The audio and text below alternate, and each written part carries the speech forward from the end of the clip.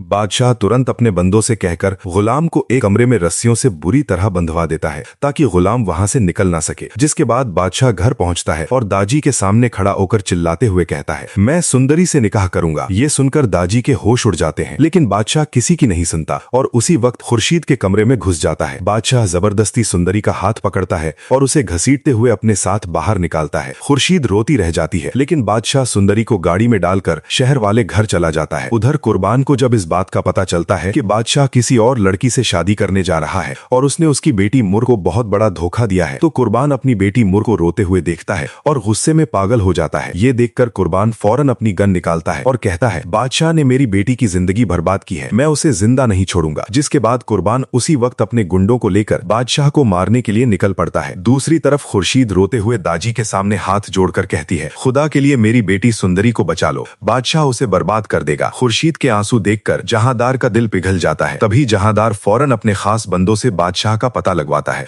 और उसी वक्त जहांदार तुरंत उस कमरे में पहुंच जाता है जहां बादशाह ने गुलाम को बांध कर रखा था। जहांदार अपने हाथों से गुलाम को रस्सियों से खुलवा देता है, जिसके बाद गुलाम और जहांदार तुरंत गाड़ी में बैठकर शहर वाले घर की तरफ निकल पड़ते हैं। उधर शहर वाले घर में बादशाह ने जबरदस्ती मौलवी साहब को बुलाया होता है और कहता है, तुरंत मेरा और सुंदरी का निकाह पढ़ाओ। सुंदरी रोते हुए इनकार करती है, लेकिन तभी अचानक दरवाजा एकदम से टूटता है और पीछे से कुर्बान वहां पहुंच जाता है। कुर्बान को वहां देखकर बादशाह के होश उड़ जाते हैं। कुर्बान गन सीधा बादशाह के सीने पर तानता है और कहता है, तूने मेरी बेटी मुर को धोखा दिया है, अब तेरी कहानी खत्म। और उसी वक्त कुर्बान बिना सोचे समझे बादशाह पर गोली चला देता है। गोली सीधा बादशाह के दिल के पास लगती है। ये देखकर सुंदरी की चीख निकल जाती है। तभी अचानक पीछे से गुलाम और जहांदार वहां पहुंचते हैं। जहांदार अपने बेटे बादशाह को खून में लथपथ जमीन पर गिरते हुए देखता है। गुलाम तुरंत आगे भागता है, लेकिन तब तक बहुत देर हो चुकी होती है। बादशाह तड़पते हुए वहीं पर अपनी आखिरी सांस लेता है और उसकी मौत हो जाती है। ये सब देखकर कुर्बान वहां से तुरंत फरार हो जाता है। अपने बेटे बादशाह की मौत को अपने सामने देखकर जहांदार का दिल ये भयानक सदमा बर्दाश्त नहीं कर पाता। उसी वक्त अचानक दाजी अपने सीने पर हाथ रख लेते हैं। गुलाम उन्हें हॉस्पिटल लेकर जाता है तो डॉक्टर बताते हैं कि दाजी को हार्ट अटैक आया है और उनका आखिरी टाइम चल रहा है।